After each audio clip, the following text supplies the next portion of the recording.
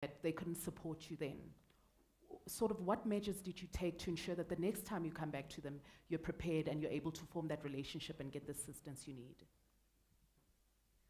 It's actually an interesting story how I actually got Abu's telephone number the very first time, way before Locum-Base was even something online, what was something on paper. And I'd always have this, doing research on the people that you want to work with. But for me, my mission was to push it as far as I can push it without needing any external money.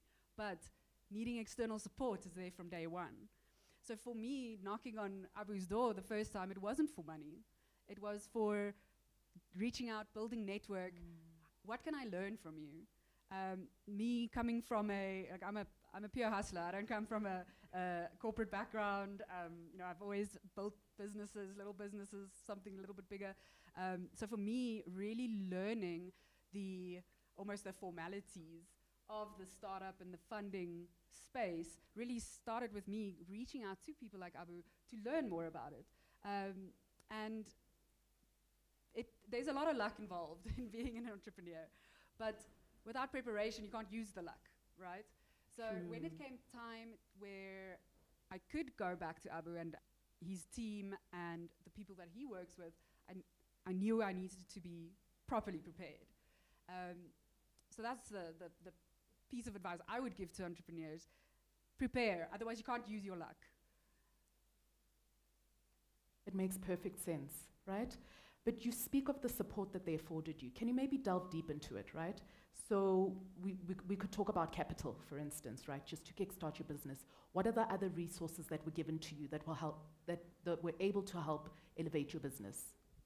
Something that's really important for us and for me, because I don't come from that corporate and financial background, is the people who are involved with Josie Angel specifically can bring knowledge that I don't have. As a founder, there's actually very few things I'm very good at, but I need to focus on those things that I'm very good at and reach out to my network for things that I'm not good at. Like, for instance, for me, that financial modeling side, or really deeply understanding your terms of your investment conversations that you're having, and that is almost more valuable to me than the funding. Yes, you need funding to push it further than you can on your own with your own money and the bootstrapping that you've done.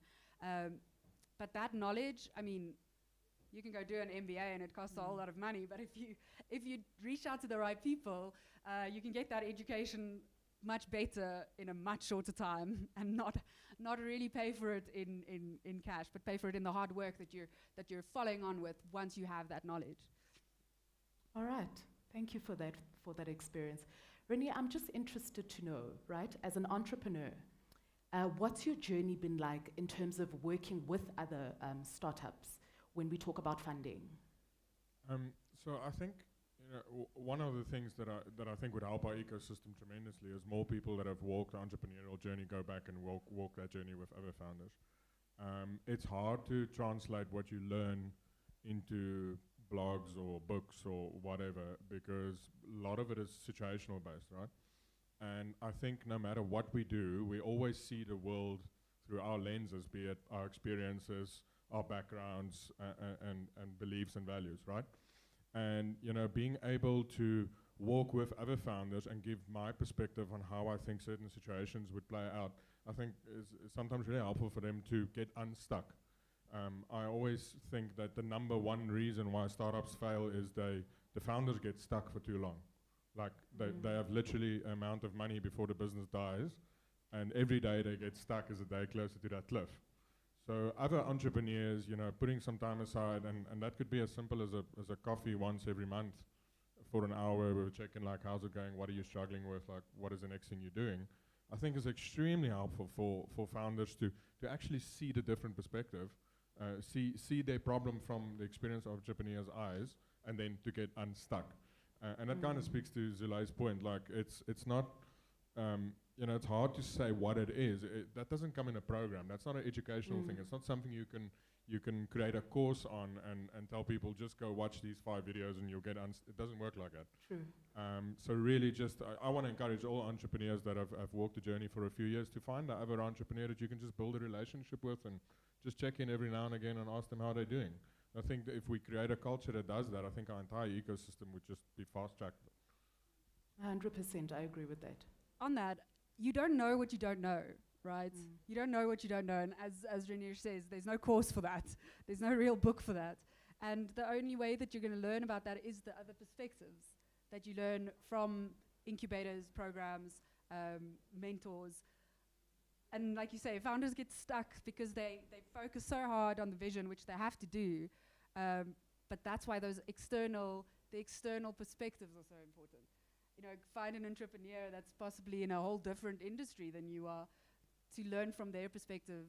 So yes, I think I agree with you. It's so important to find somebody you can also trust and actually really be honest with. When things are crap, it's usually very crap in an entrepreneurial situation. But when it's wonderful, it's also fantastically wonderful. And it is important to be honest. It's important to be honest about where you are in your journey. If I can add something to that, we've realized in our programs that the 2 places entrepreneurs learn the most is they learn the most from other entrepreneurs, even people in the same program, like coming up with ideas to solve their problems. And they learn the most doing things. So we have all these incubators in South Africa, well, across Africa, that are predominantly focusing on programs, putting together educational content, and those things definitely have their place. I mean, we can't take that out of the system. They're very important. Yes. But I think we're missing a big part that entrepreneurs learn from other entrepreneurs, and they learn from practical experience. So if we create more events like this, if we create more spaces like Workshop 17, where people can just work together or not work together, but just interact and share ideas, I think it's going to be extremely helpful for founders. 100%, I agree with you. So I feel like the focus is more on entrepreneurs, right? Let's speak about investors. How do we encourage them to sort of plow money into these small businesses? Because it's one thing for entrepreneurs to knock on the doors of the private sector and ask their family and friends for funding, but how do we encourage the other side to sort of plow money? Abu, do you maybe want to touch on that? Yeah, let me approach that from the entrepreneur's perspective. So often investors don't know they're investors, all right? And my advice to you is go and jump onto LinkedIn. Go and find the person, like Sule did, that you think would be a good partner in your business, whether they're investors now or not. Reach out to them and say, look, this is what I'm up to. Would be good to bounce things off you on a periodic basis, whether that's monthly, quarterly, or so on. Get them to be your mentor. Hopefully that relationship evolves. And then from mentor, they become advisors on your business and then potentially investors in your business as well. Yeah, it's about the evolution. It's about relationships, but also the evolution of relationships. So that would be my advice. And yeah, whether it be family, friends, people you don't know, just speak to them. Go and pitch your idea and see what happens. All right.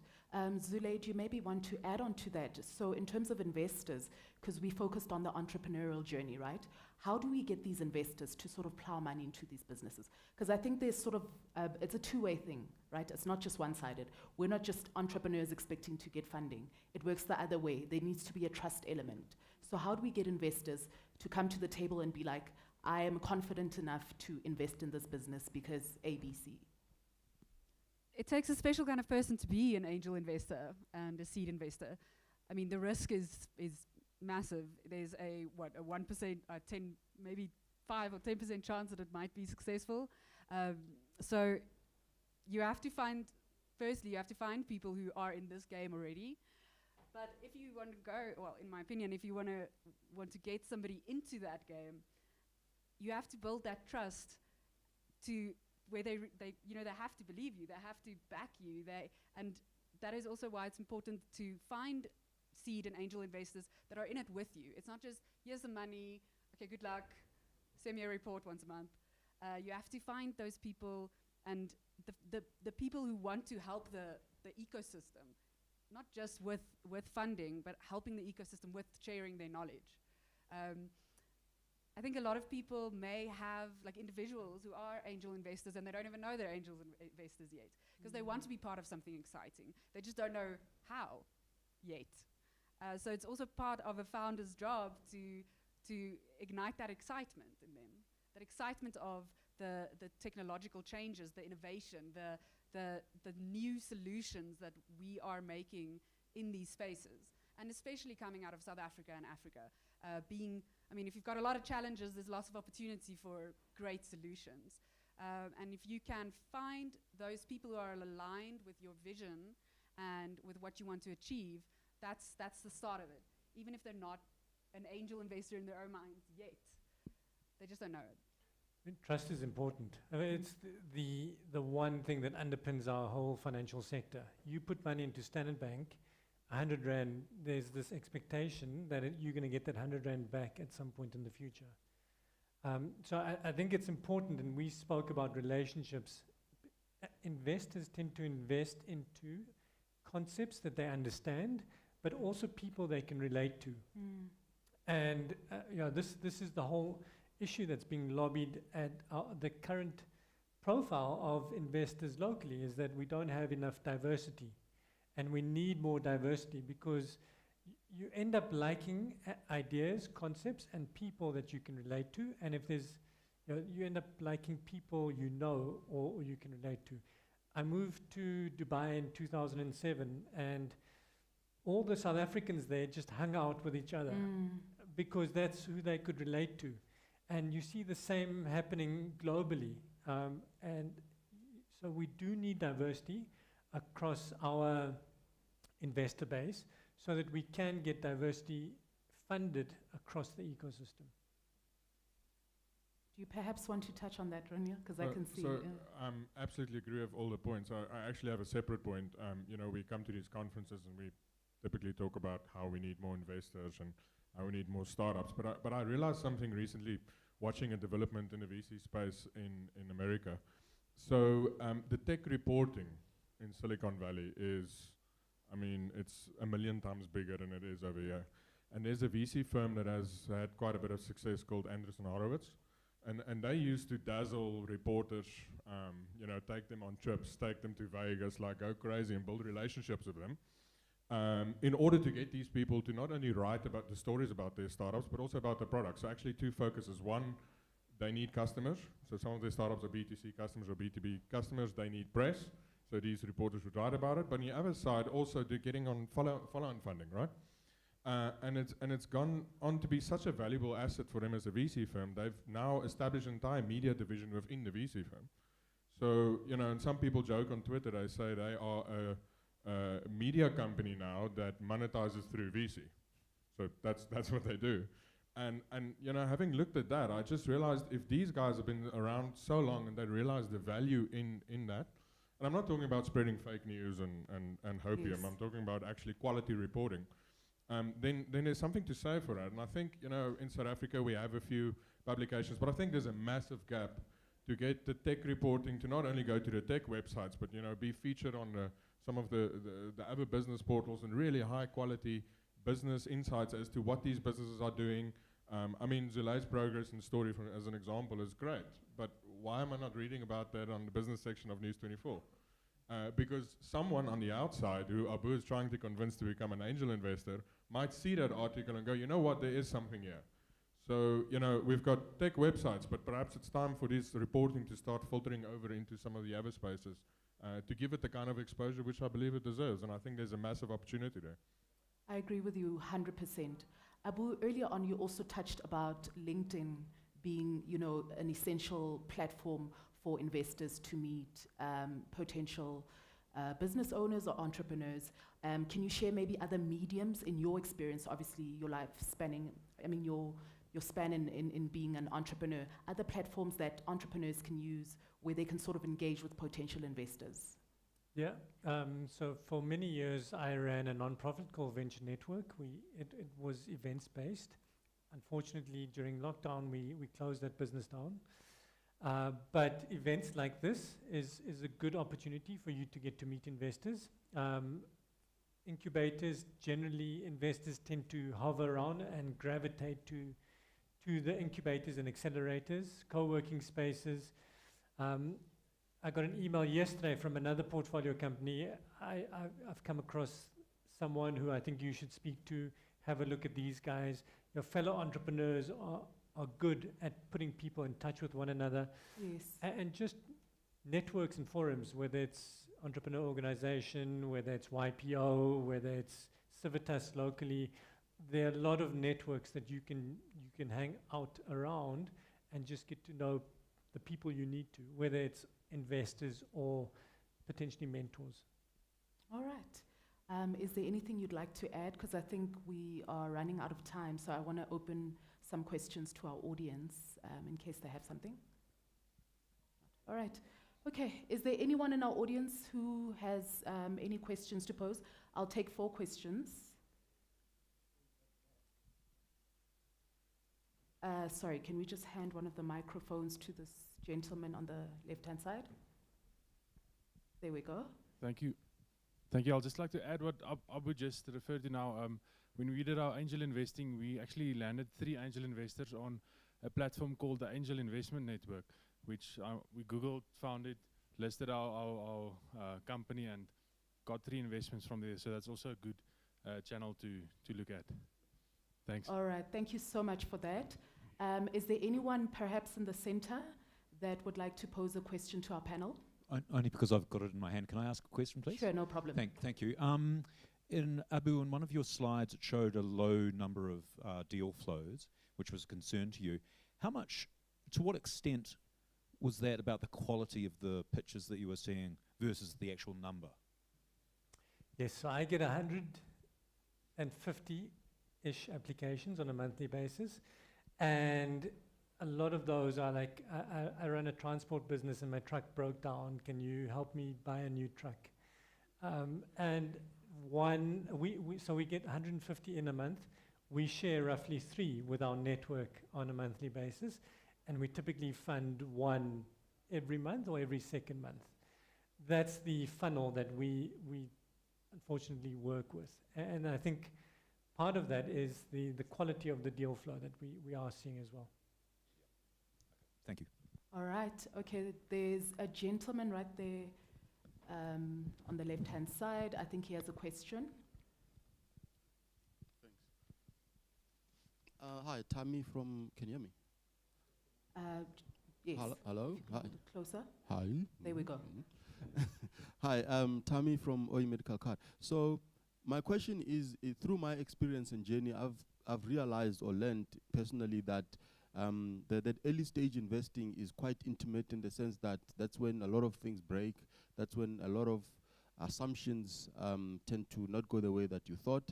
And I find that having an external investor or external party with you in this journey at that early stage can also become almost troublesome if you are not sharing the same vision, the same pains, the same objectives. And the question then is, from a Josie angel investors perspective, is how does then one make sure that that marriage there is one that is going to be healthy, in the sense that this person is going to share with you not only just by putting money and asking you every month what's happened to my money, but also making sure that they're understanding of that very, very turbulent journey. Tammy, I told you before, no difficult questions. Yeah, look, I think it's important to date before you get married, and get to know the person who's investing in your business. And this is what I spoke about in that reverse due diligence process. You got to get to know each other. Make sure that there is this synergy, but also there's a common understanding of where this business is going. And there are lots of moving parts in a startup, unfortunately. And 1 minute you're targeting higher education institutions, the next minute you're targeting secondary schools. And that's just a pivot you needed to make to stay alive. And the way the market has received your solution. It's just, I think that it's important. Communication is super important. And as long as there's logic in your reasoning, and it makes sense. I think there's flexibility from an investor's perspective. And it doesn't have to be monthly. When we speak, whenever Zule needs something, and then I feed that, that information back to my angel network. We haven't had guys knocking on Zule's door saying, what's happening, where you at, on a regular basis. Yeah, I think those check-ins are helpful from both perspectives to understand where you're at, what help you can use at this point in time, what are your challenges. But also, I mean, if you're going through another funding round, and this is the most recent conversation we had, is, you know, can we participate in that funding round? And it wouldn't have happened if we didn't have regular conversations. So communication is super important, before, during, and after. Can I add something to that? Sure, you can. I love what you said, Abu, about dating before you're getting married. I mean, you don't get married on the first date. If I can add, like, and this is not only startups and investors, but as human beings, we are really not good about talking about our expectations from each other in relationships. And I think the reason for that is that we don't always understand our own motivation and exactly what it is we want from something. And the worst thing you can have in a business relationship is like a misalignment of that, and that's exactly what you're referring to. So having a very frank conversation about, like, listen, what do you want to get out of this in 5 years from now? Do you want R1 billion? Do you just want to be part of a journey of making a positive impact? Like, what is it? And I think one of the reasons why we avoid those conversations is we're afraid that the answer might not be what we want to hear. And then we go, well, what next? So let's say you have an angel investor that's interested to give you the money you need. If you were to discover that their interest is completely misaligned with what you want to do, well, then you're back to square one. You have to find a new investor, right? But can I encourage you that you're probably better off not taking that money and actually just moving on to trying to find someone that aligns with what you want to do? And I think that is a very important conversation to have, and it's something that naturally develops as a relationship develops. But if there's no time for a relationship to develop, then have that conversation. Like, what is the expectation? I want to add to that. Never make the decision out of desperation. That's why it's so important to have that relationship before, because it's about values. It's about values. If your core values aren't aligned, if your core values and your investors' core values aren't aligned, it's not going to work long term. And it's a marriage. It's a marriage. Once you're in it, it's a serious relationship. So don't make a decision to take funding out of desperation. Yeah. And a final thought, just, you know, sometimes someone is in it to make money. And, you know, what I find frustrating is people don't want to admit that. And if that is what someone's in for and they admit it, it's much easier to find someone else that's also in it for the money, and they can work together and actually just do it for the money. But if there's a misalignment between purpose for money and purpose for something else, then it doesn't work. So, you know, I always want to encourage investors. If the only reason you're doing it is to make money, then tell people that. Because it's not going to work if you try to pretend it's not about making money. It's about something else, and, you know, down the line the relationship breaks down. I'm going to jump in here. Sorry.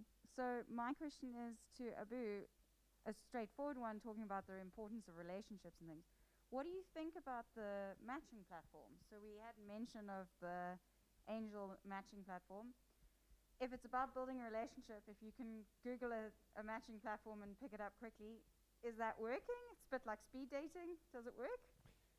Yeah, I built one out 2013 through to 2016, and had partners in Latin America, had partners in Asia. We actually scaled that to 37 countries.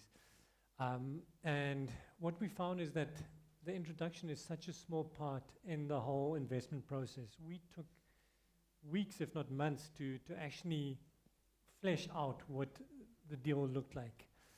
And you know, people then try and charge for making that introduction.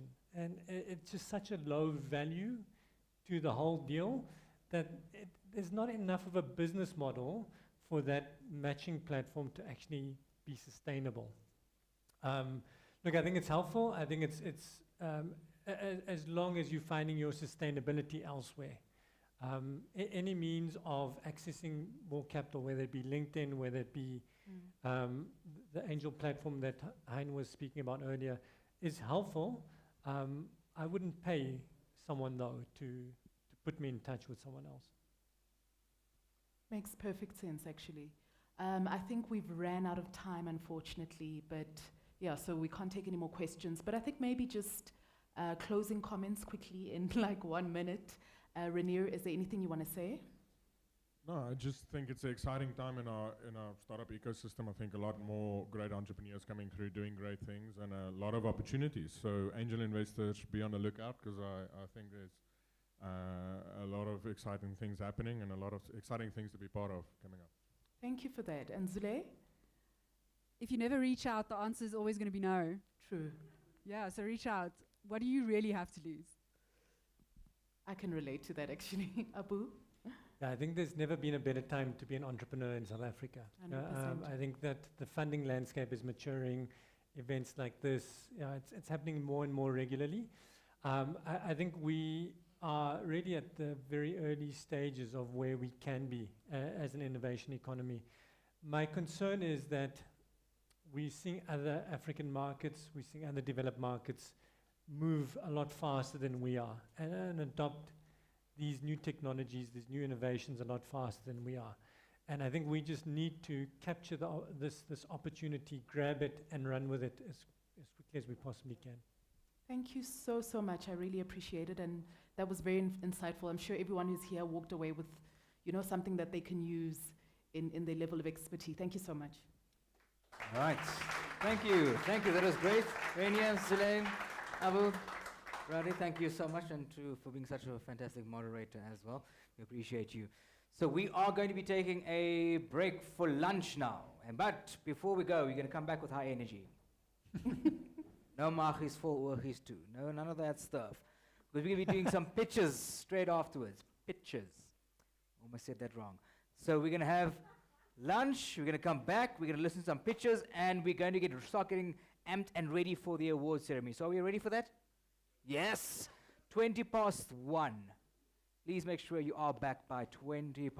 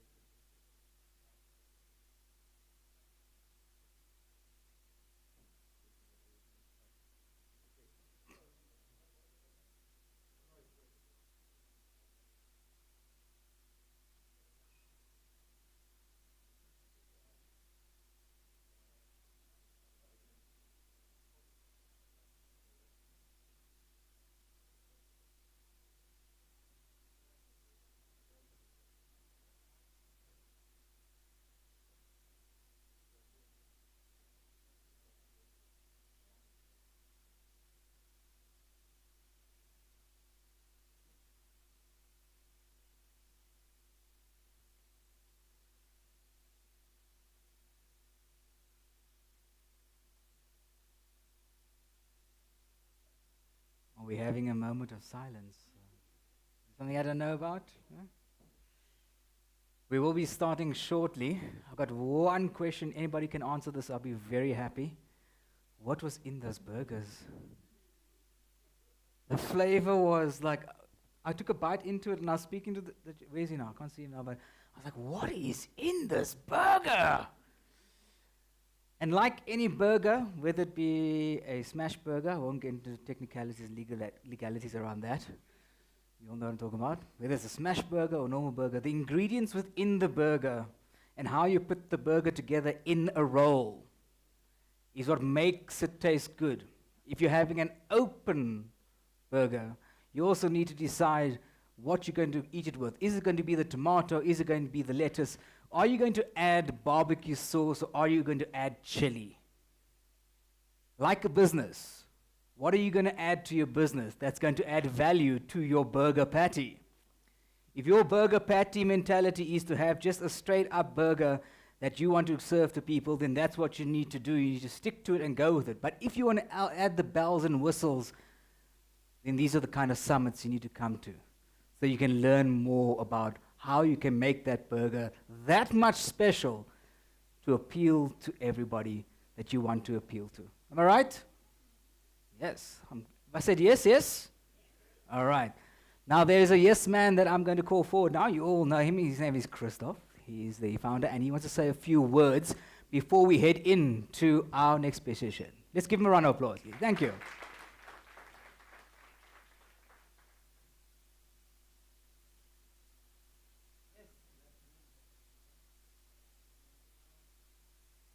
Event, and we just wanted to share some information and updates about the work of Digital Collective Africa. So as many of you know, Digital Collective Africa is an alliance at a Pan-African level between founders organization. So in South Africa we have many organizations like Simodisa, Mathieu was here yesterday, Silicon Cape. We have organizations of investors, so we have over 60 investor organization, VC firms that are active in this group. Some of them are here. Clive, one of the early contributor to that group. 4DI Capital was here until this morning as well, and many, many others. All of the top VC in South Africa are part of it, Knife Capital, etc., etc. We also have many members in the corporate sector. What is the goal of Digital Collective Africa?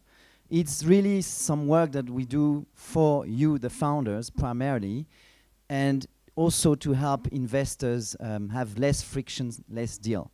So on that platform, which is really a knowledge platform, you have a number of open source resources. So we have a VC deal database where you are able to see all the latest deal in the industry. So that's curated by one of our contributor, Darren Munich. So if you go in there, you'll see all the deals that are happening on the continent, from seed to Series A. It's currently in a form of an Airtable database. But more importantly, we have advocacy work, so supporting groups advocating for startup acts across the continent. So, you know, Senegal passed their startup act a bit a year ago. South Africa is very active.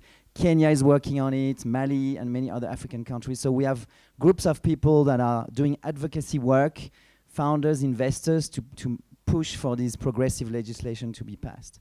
But for you, founders, where it's really a tactical resource, is that you have this section called Financing Your Venture.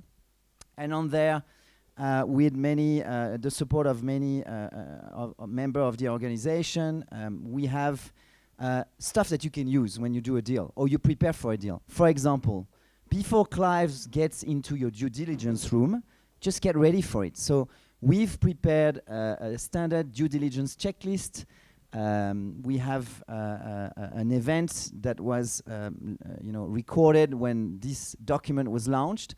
And it's basically a resource that you can use to get your startup ready for due diligence with an investor. From seed to Series A. The guys at Series B level don't need that because you've gone through that.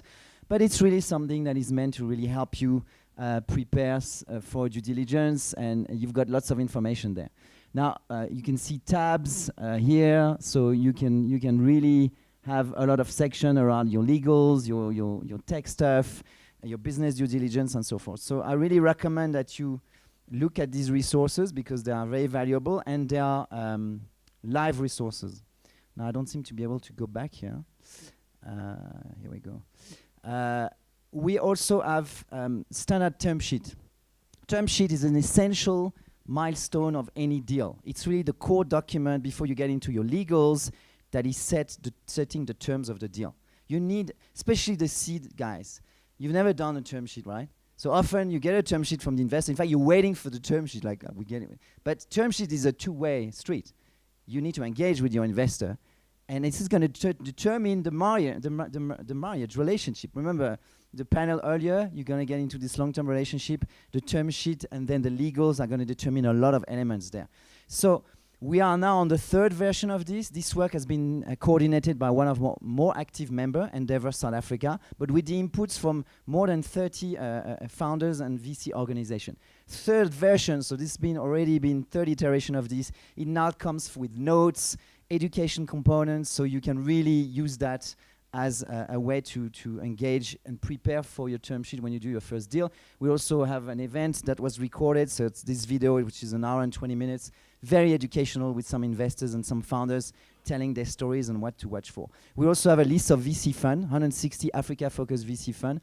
On this list, it doesn't just give you the name of the investor and their email that you can find pretty easily, but also notes on what maturity focus they have, what geographic focus they have, what sector focus they might have, and some advice on how to engage with them. So, you know, you just don't knock on every door. You have to really, connect with the investors that's going to be right for you. These guys get hundreds of, documents every month, applications, so you're going to also make the life easier for them.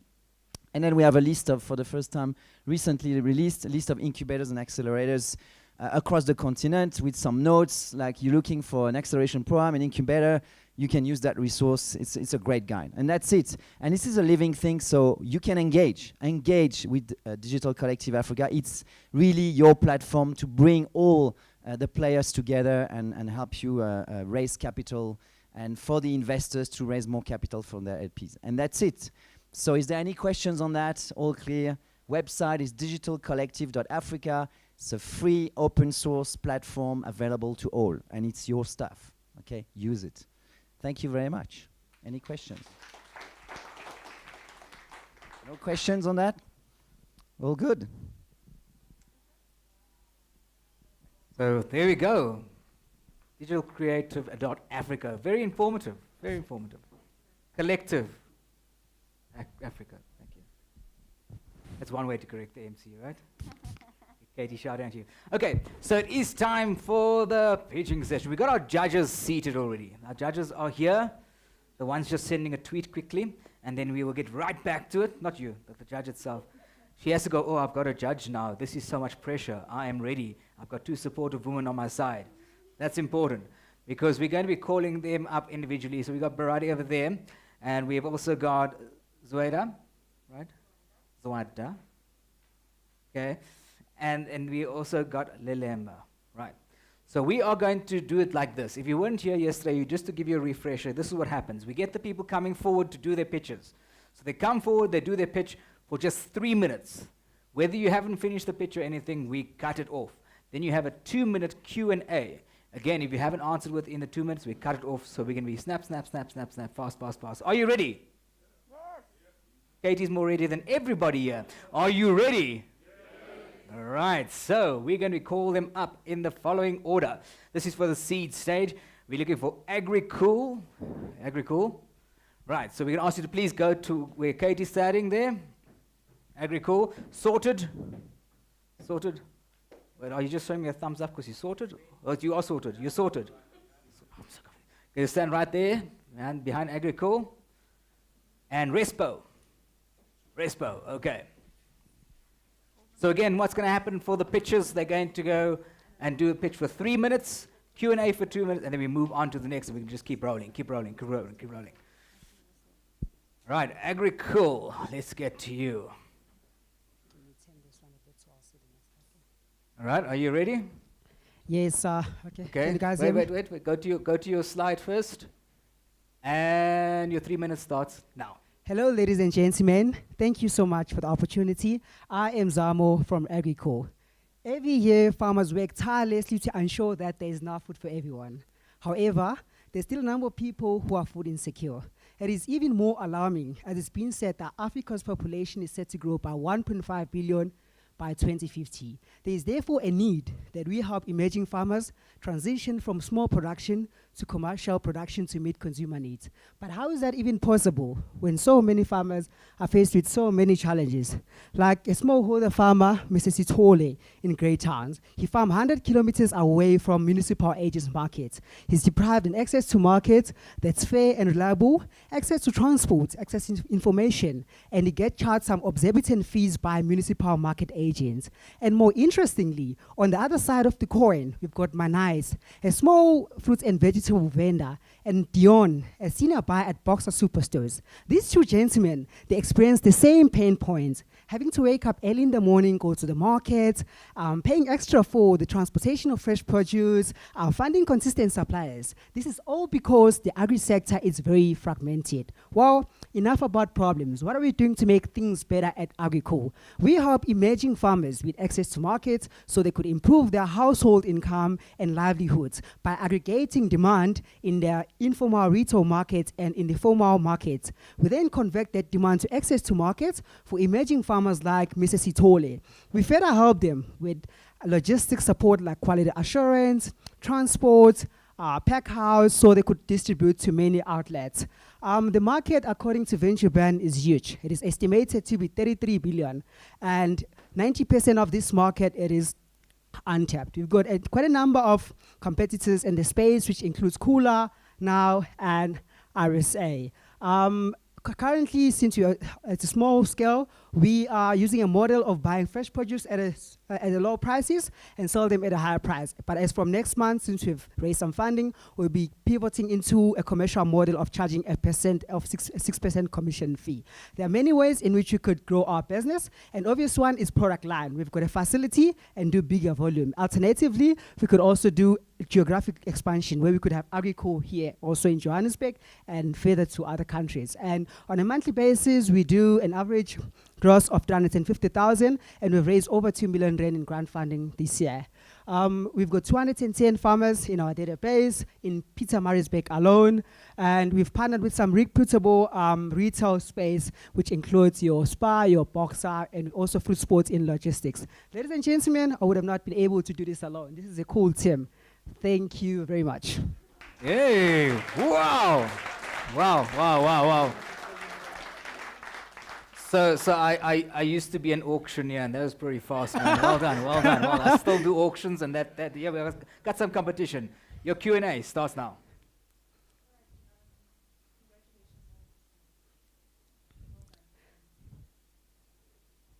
Can we pause the clock? Just pause the clock.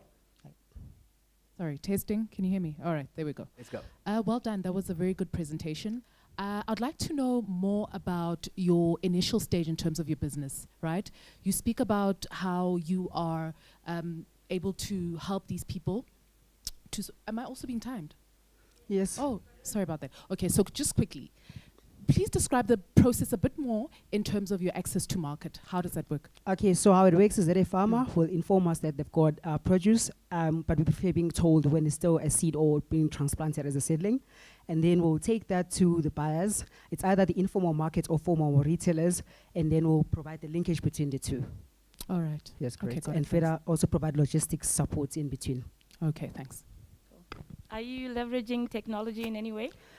Yes, that's the plan. We're using minimal viable products, which we're using WhatsApp and phone calls at this moment, but now we'll be investing in a tech to kind of automate all the processes of negotiating and linkage. Thank you. What's preventing you from scaling? It was mostly logistic, but fortunately we've recently partnered with Fruit Sports to use their logistics to transport produce throughout KZN.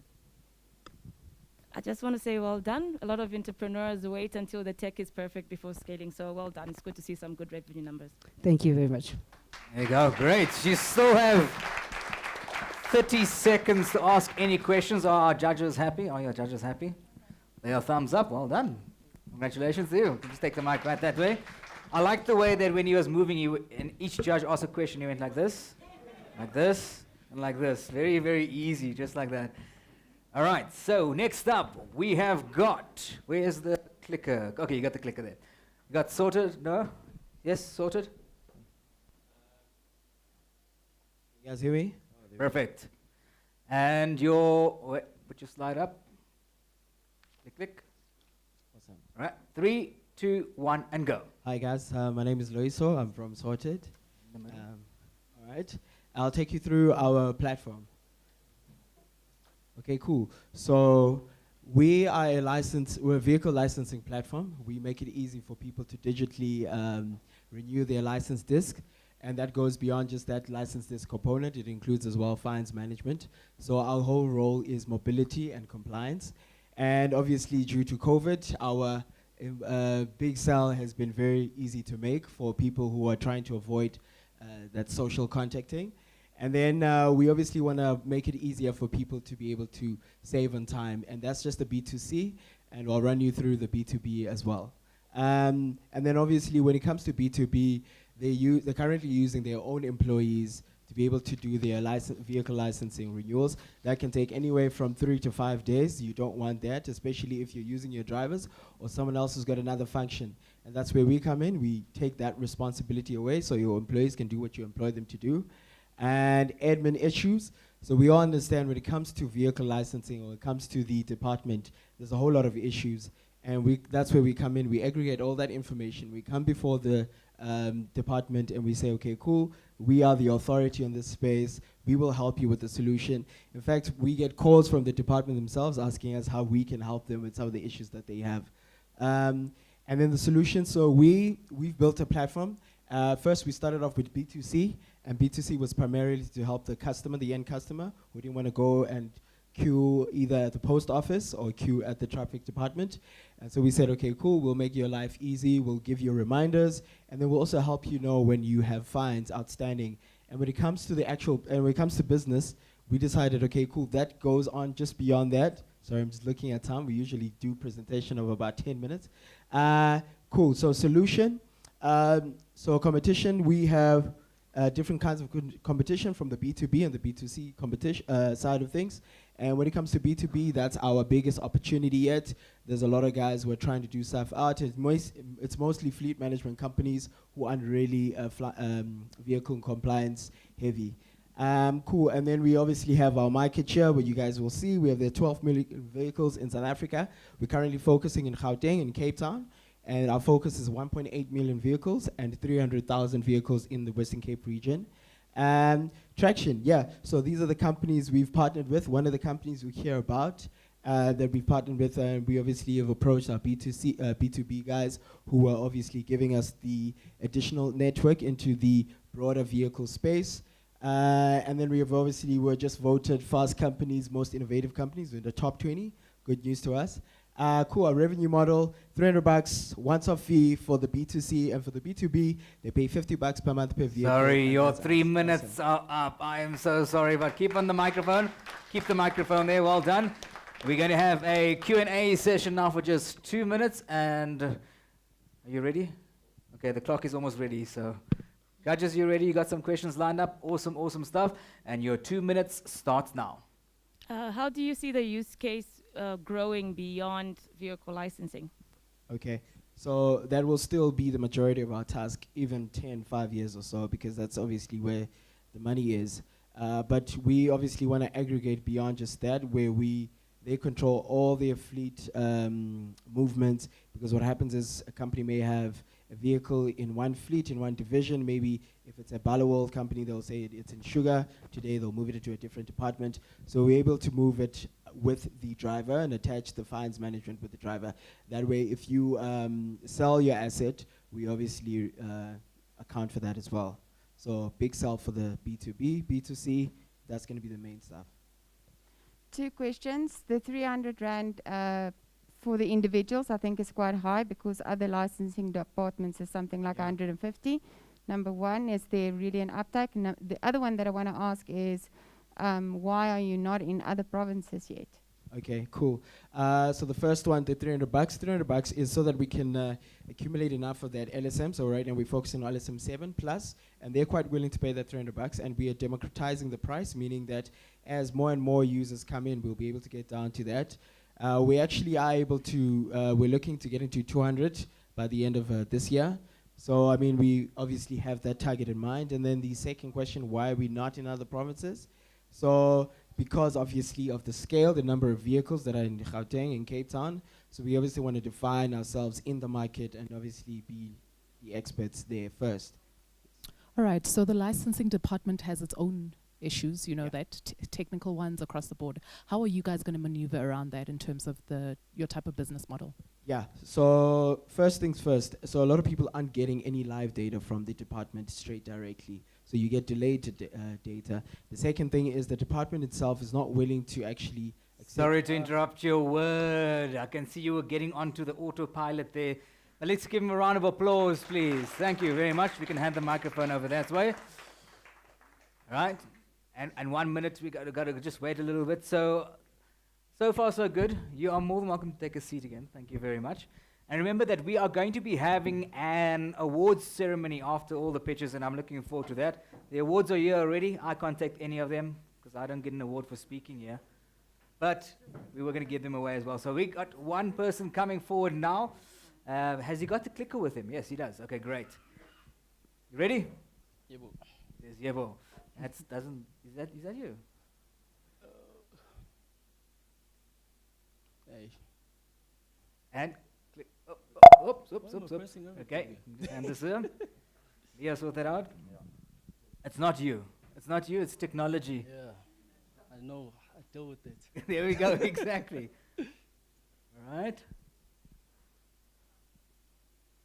Yeah. Here we go. Awesome. Thank you very much. Right. And your 3 minutes starts now. Emergency healthcare and personal security is only a dream for most South Africans living in rural and township areas. South Africa is also said to have one of the highest gender-based violence cases in the world. Apparently, our stats are said to be equivalent to a country at war.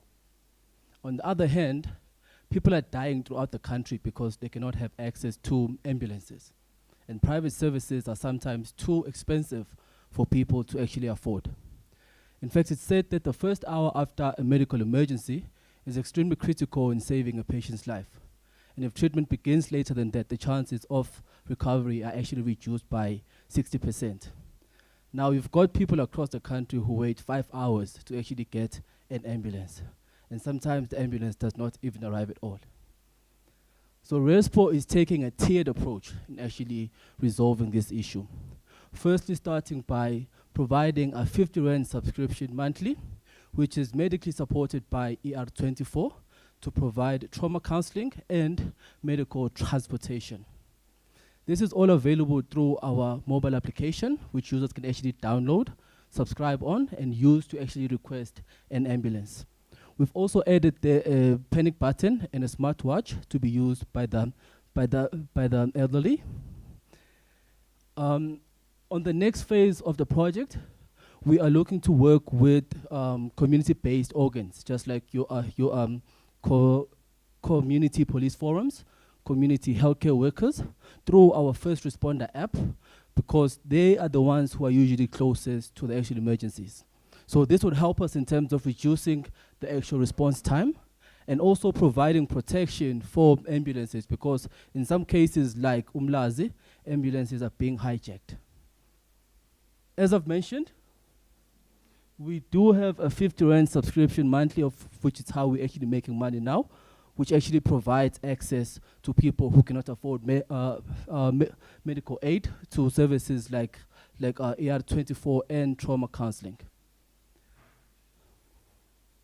At the moment, it's easy to say we're looking for money, but really at the moment we're actually looking for partners who can actually help us tap into a network of clients or employees who could see a benefit for adding a service like this to what they are currently offering them. But in the near future, we will be raising funds. So, thank you. Is that it? That's it. Wow. Thank you so much. Yeah. I was waiting. I was like, okay, this guy is on a roll. He's going to keep going for us, keep us informed out there. So Q&A, 2 minutes starts now. All right, you made a reference to the elderly. Now, from a tech perspective, there are going to be people who struggle. How are you going to maneuver around that? Basically, that's why we actually included a panic button. Panic button, just press the button. You do not have to scroll through the phone and all of that.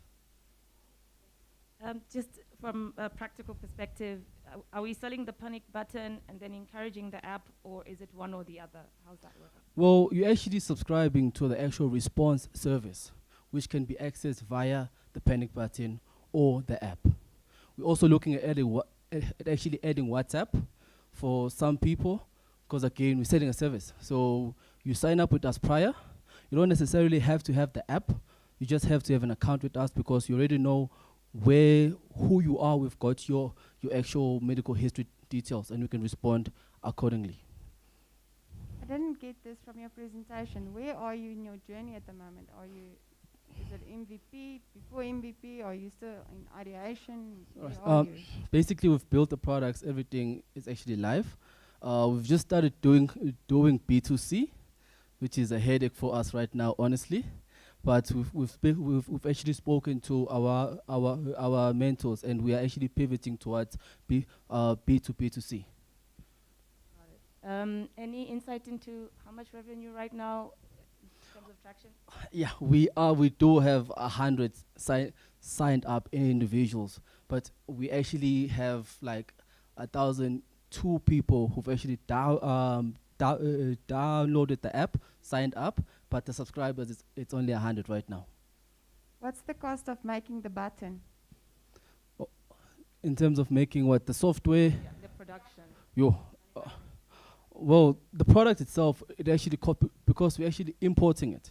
It's actually costing us 1,950. I'm so sorry. There we go. On that note, thank you very much. Give him a round of applause. Well done, well done, well done, well done. One round. Right, so it's time to call up the next three people to please make their way to Katie's side. We're looking for Carscan. Hello, Carscan. Mohiri. Mohiri, you ready? Ah, he got the memo. We're wearing the same color suit. Ah, there we go. Your color, it actually suits the banners and everything. Fantastic. Voice Sciences. Voice Sciences. All right, so those are the three people that are going to be coming up there. And he's ready to go. Just make sure you good? You good? All right, your 3 minutes starts now. Hi everyone, this is Obbins, co-founder and CEO of CarScan. We have been solving the problem for incomplete and inaccurate data in automotive industry. And this is the problem across the continent that we're trying to solve.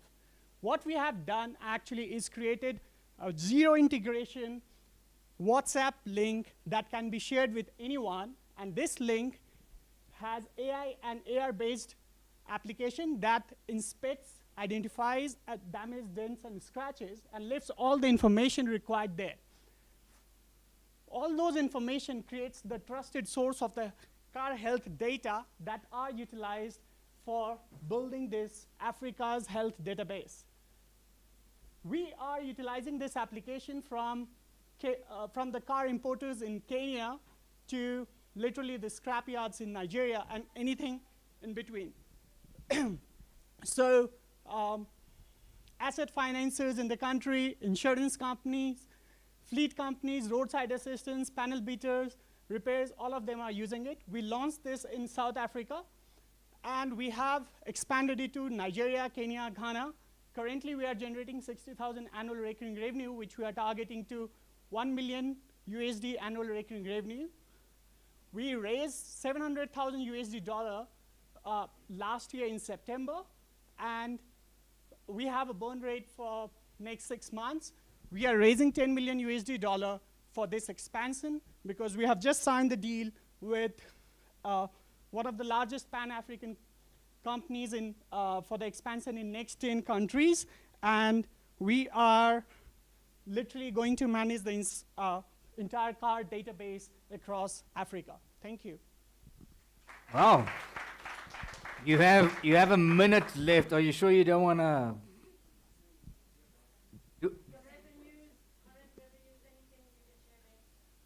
the current revenue is 60,000 annual recurring revenue. Yeah. And we are projecting it. Okay. So we have got the global experts here who came together to build this platform across. So we have brought the best in the automotive industry, best in engineering, based on research, AI, and the players who are actually know Africa so well that they know what is possible, how it can be taken to the next level. All right, excellent. Thank you very much. With still a few seconds left, but well done. We're going to give him a round of applause. Thank you. Reset the clock. You can just face the judges when you are responding to them, please.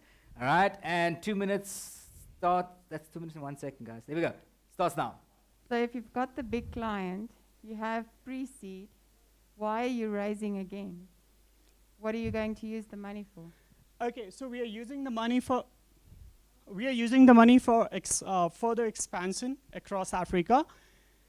With all the latest collaboration that we have done across Africa, it requires a lot more penetration into the market, the tech scalability, and also around the operations. So this is what we are going to use for.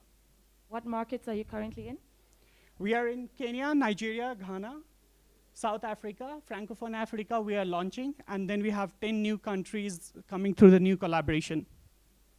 I'm curious about the research that went into all of this. Okay, so the major research was into the automation of inspection tool that was designed over last 2 to 3 years on how we can use the image processing capability to identify those dents, scratches, damages in the car, lift the information from the car to an extent like analyze engine noise for diagnostic of the car. So a lot of research has already gone into this. Where are you seeing your biggest growth potentially coming from over the next 3 to 5, I guess? Next 3 to 5 years, we want to become the single source of Africa's car health database, which is non-existent, literally, and we want to create those car health score, very similar to Vitality for the vehicles, which becomes a major source of revenue for us in next 5 to 10 years. Judges happy? Presenter happy? You happy? Let's give him a round of applause. There we go. Thank you. Thank you very much. Thank you very much. Well done. All right, welcome back. So it's all about pictures, and we can hear some really, really great ideas that are coming forward. And next up, we have Mohiri, the man who stole my suit. Let's get to your slide first before we start. Just scan there to your slide, please, to your starting slide. You're welcome.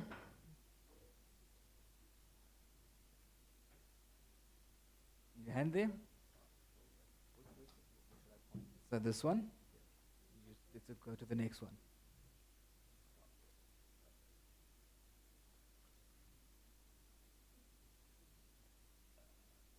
There we go. Okay. Let's just give him another round of applause. Give him some energy. Give him some energy. Ready. Right, your 3 minutes starts now. Great. Good afternoon, everyone. My name is Tato Kasongwe, and I am the founder of Mohiri. At Mohiri, our job is to build Africa's largest jobs database by consolidating the distribution of job and vacancy-related information. We think everybody's done a great job of building a job board, but this has led to a plethora of platforms for users to stay abreast with. So we think that there is a power in consolidating the distribution of all this information, and we found that users are happy to pay a small convenience fee for that. So we've done this by building a simple tool that allows a user to sign up in 80 seconds by having a conversation with a chatbot. We collect about 7 data points within that 80 seconds, and this service can be accessed on our website as well as within existing platforms such as Facebook Messenger or on Twitter DMs. And then what ends up happening is after we collect these data points in about 80 seconds, we then use the customer's information to match them to jobs that are related to what they do. So if you're an accountant with 5 years experience looking for a job in Joburg, we'd be able to match you with those types of jobs and only those types of jobs, meaning that you only get the information that's relevant to what you do. So we use an AI-based chatbot, so this means that we're able to manage these conversations at scale on several platforms. This also means that our acquisition cost is extremely low because we can acquire customers through existing platforms such as Facebook. This also means that the sign-up and data collection process is extremely quick, and we've found that when you connect people to jobs, the veracity of the information that they give you is usually extremely high because no one wants not to be reached when that job opportunity comes up. We're currently active in one of the smallest countries in Southern Africa, which is Botswana, and over the past 2 years, we've reached a user base of about 30,000 people who receive about 5,000 alerts every week. We've worked with some of the brands that you see below. And basically, the reason why we're doing this is the World Bank estimates that the African online population will be about 910 million by 2025. And we think that coupling this with the fact that unemployment rates are so high, there will be a need for these people to have access to this information online. And we think that there is a gold mine in consolidating the distribution. So for SADC, this is about 60 million people alone. So the next phase for us is to grow out to much larger markets. And we're raising a $100,000 seed fund to be able to expand some of our technology, part of which will be a proprietary tool that allows us to take payments via airtime and work with MNOs to convert that airtime into a revenue sharing agreement. We already have a deal with Orange Telecom in Botswana, which is about a 10 million rand a year deal, and we have plans to scale up across the continent with our relationship with Orange, so practically into Francophone Africa, which is a huge gold mine. I mean, DRC alone is about 90 million people. We also think that there is, if we are the first point of contact to connecting unemployed people to jobs, we have a good advantage in being able to match these people to other services once they become Thank earners. you very, very much. Thank you. A lot of information. All right, so we're going to reset the clock down to 2 minutes, and that'll be for your Q&A. Judges, are you ready? And go for it. The monetization is not clear. How is that working? The MNOs, what are they paying for? Why are they paying? Great. So to put it simply, people sign up for our service, and we charge them a convenience fee to basically consolidate whatever job information that they're looking for. So we work with MNOs for distribution because we distribute these alerts, say, via SMS. And because SMS costs an MNO practically nothing to create, they have an interest in making sure that customers can buy and utilize airtime, which is a currency for them.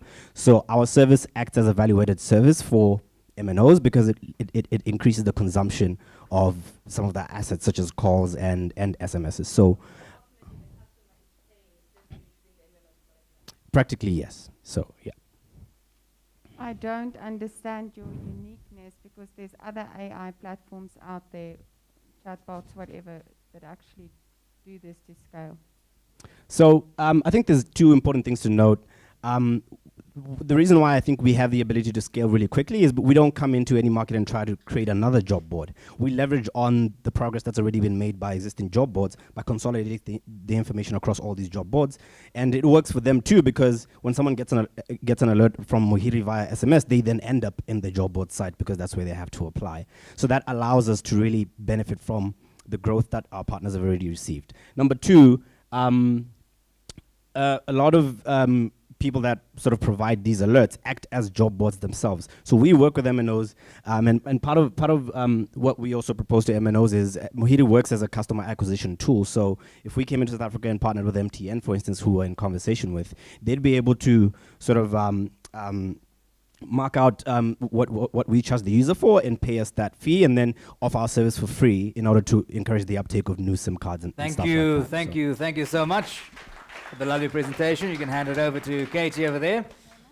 So the next one we're going to have forward is called FOI Sciences, and FOI Sciences is the startup brought to you by Technology Innovation Agency. Technology Innovation Agency, bringing the next one. And we just like to also issue a warning, there might be some graphic images here. So we can hand it over for the 3 minutes. If you can go to your slide, your starting slide, please. And there we go. You ready? Your 3 minutes starts right away. Hello, everyone. My name is Nomatlubi Nazo. I'm a cosmetic formulation scientist from FOI Science. FOI means faith in French. So the problems that we identified is that in South Africa, at some point, a person will get hurt or get a skin infection. But in South Africa, there's a high rate of unemployment, thus leading people not to afford healthcare because they don't have medical aid.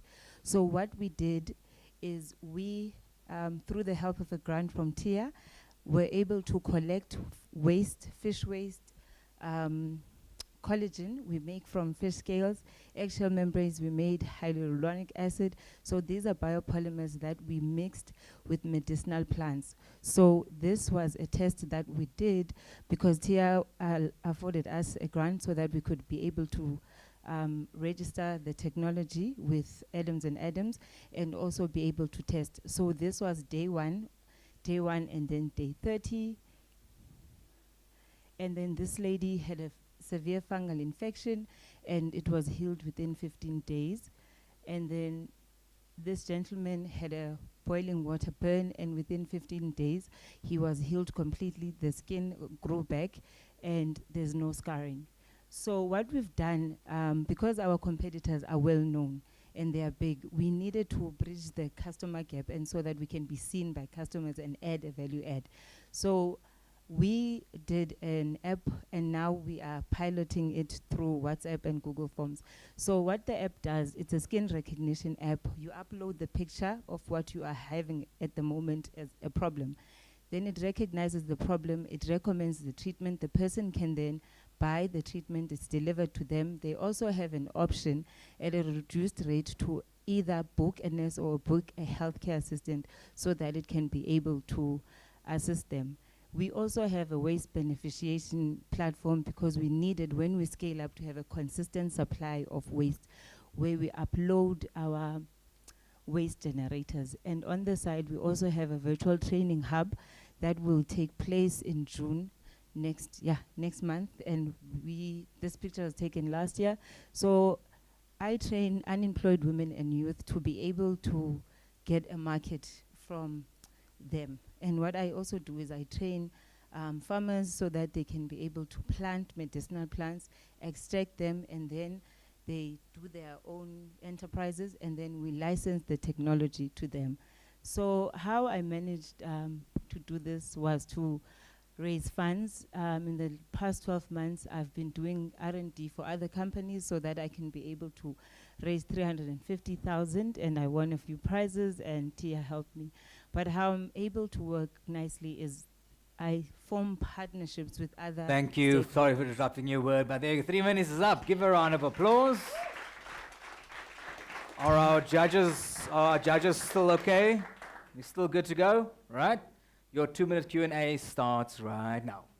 All right, what you're doing is very commendable, but in terms of your solution, Yes. the part where you say somebody uploads a picture, in the case of a misdiagnosis, I understand that you can see from the picture what's going on, but in some cases, it might require that a doctor needs to check somebody, right? Yes. So how are you going to handle that? So our next phase is we are currently recruiting doctors to be able to assist us. For now, I have 20 doctors, and I also work with UCT who have a skin clinic where a person, if it's really complicated, the doctor can't help, they can do a biopsy there, and then we can be able to refer the person to the skin clinic, and that's free in the Grooteskier Hospital. All right, thanks.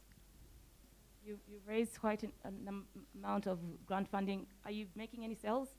Yes, so the sales that I'm currently making, I'm very careful because the lady from Adams and Adams was like, you need to fly under the radar till we can do it.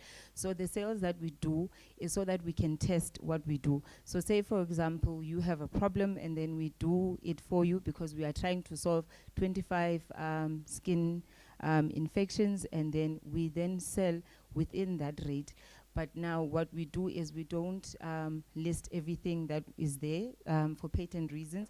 And I do have an indemnity form that I make the customers to sign so that they understand why not everything is listed. So that's how I raised the 350,000, and yeah. And quickly, what's the plan to becoming commercial? How long are you seeing it? Okay, so this is my commercialization plan on how to get customers, right?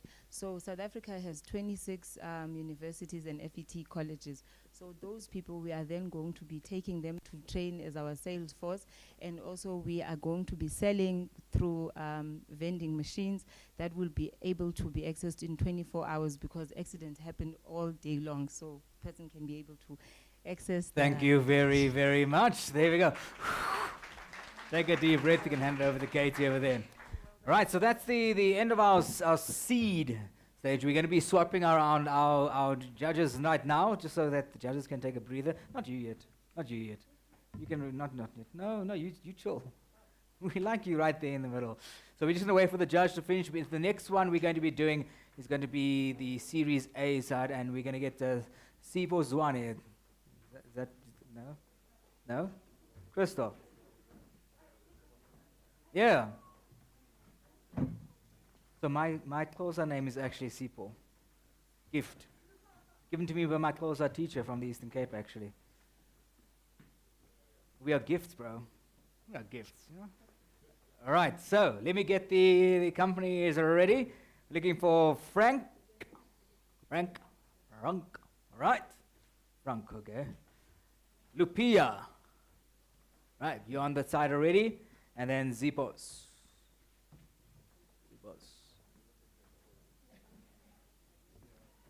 Thank you. All right. You're ready to go with this one, all right? 3 minutes and a 2-minute Q&A. I'm ready to hear this. I'm sure you are too. You ready, sir? Yeah. All right, your 3 minutes. Judges, are you cool? 3 minutes starts now. Hi guys, I'm Seb from Frank, where we're trying to make investing supremely simple. So our estimates are that on the continent, half the adults save, but very few people invest. Often the terms are used interchangeably, but they're fundamentally different. You save when you want to put money aside to consume, but investing actually builds your wealth. Now, people are tired of seeing the rich get richer, and with the mobile explosion, there's a lot of interest in investing. South Africa, Ghana, Nigeria, Kenya, all in the top 10 for the search term, how to invest. So why don't people invest? Well, the bank products are not great. You don't either get very little interest in your savings account, or in a fixed deposit account, you don't have much liquidity. The big financial services providers have expensive products and often high minimum investment amounts, which exclude a lot of our population. The other part is, well, you can also open a share trading account, but who's got time to research what to buy, and often that leads to bad decisions. So what have we done differently? We've distilled investing down into 2 products, a cash fund for short-term investing and a local index tracker for long-term investing, just as the big man suggested. So what's our secret sauce? Well, it's in the journey to get you from wanting to become an investor to an investor in as few steps as possible. We're also a robo-advisor, so we can help you make the decision to choose between the 2 funds. And in terms of how we make money, well, we charge a 1% all-in asset management fee. Our distribution has been mainly B2C thus far. We put a lot of effort into our content generation, our online marketing, our blog, academy, YouTube, to try and upskill and teach our consumers about investing and financial literacy. As we know, South Africa, financial education is not great. But we know B2C is hard, so we also have a big B2B2C strategy where we're looking for partners. We've actually done our first one recently.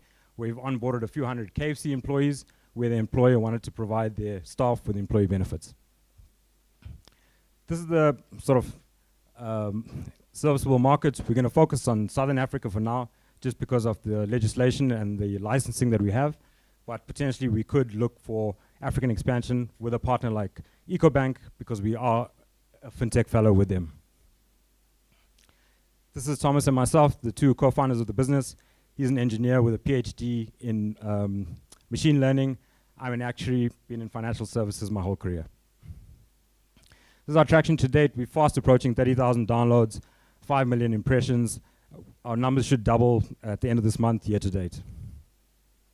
And what we're looking for, we've already raised $440,000 through our seed round, so we're just trying to fill the back end of $200,000. Thanks. There we go. It's 5 seconds to spare. He is ready to go ahead and answer some questions, and we'll start that immediately.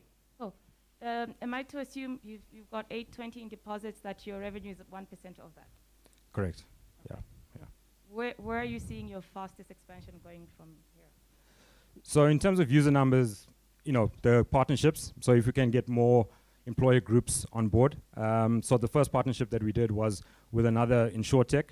So we provided the saving solution, they provided the risk benefits, and they've already got a big client base of SMEs, and they estimate that in South Africa, less than 5% of SMEs provide employee benefits for their staff. So that's a big untapped market, especially, COVID, I think, has woken a lot of people up that they need to be financially fitter. 3 slides ago, you showed some reputable brands that you did not speak to. Could you please go back and tell us why they're there? So like I said, You've gone past it? This one? No, go forward twice. One where you see the Google. Again? There. Oh, sorry, yeah, so this is who we've worked for. So Thomas, my partner, he's a PhD from Oxford. He's worked for MIT, Google, Man Discovery, and I worked at Nedbank's M&A team in Brimstone. Okay, sorry, I could have missed it, but in terms of your competitors, right? Yes. Your value proposition, how does it set you apart from your So competitors? this slide attempts to show how easy our platform is. Whenever we talk to our customers, they say, we like Frank because it's so simple. These other platforms, so we try to compare like how you can start and end, like how many steps it takes. We think we're the simplest. So our value proposition is really ease of use and not going through too many hoops. Underlying assets that you are investing in for this? So our cash fund is the Allen Gray Money Market Fund, and then the equity fund, Satrix 40. Judges are happy with 7 seconds to spare. Give them a round of applause, please. Congratulations. Thank you. All right, we're going to move on. Sanitize your hands there very quickly. Not too quickly. You must take some time to... I would say very quickly, but not quickly. You must take time. Take time. Right, next up we have got Lupia. And if you can just get to your slide, please, sir, to start us off. And there it is, as we can see it. You ready, sir? Just come over this way. Come this way. There we go. Relax. Good. He's good. He's good. And 3, 2, 1, and go. I'm Muchu Kaingu, founder and CTO of Lupia, an online lending platform in Zambia. My mother was a hardworking, small-scale trader. For years, she religiously banked her earnings.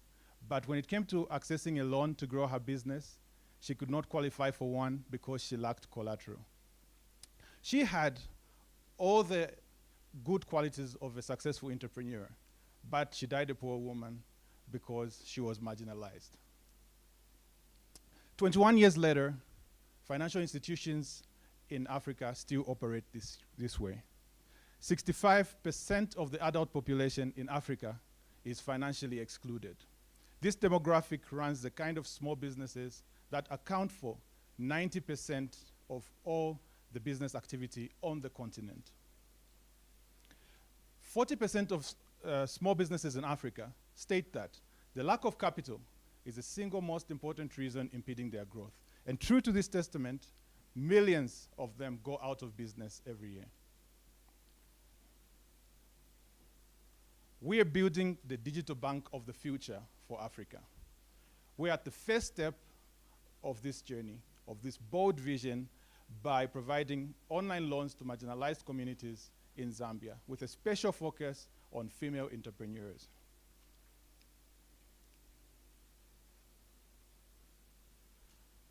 Our model leverages technology to enhance service delivery through credit decisioning automation. It takes 24 hours to process a loan on our platform. And through our online eligibility checker, customers know instantly whether they qualify for a loan on our platform or not. We're tapping into a $300 billion funding gap for SMEs in Africa.